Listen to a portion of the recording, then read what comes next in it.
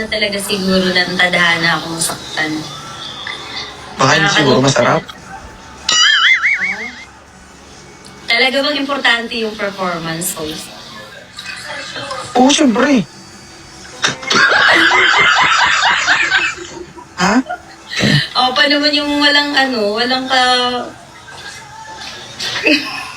Yung ano lang, paborito mo, higa lang, gano'n. Oo, yung ganun, walang Oo.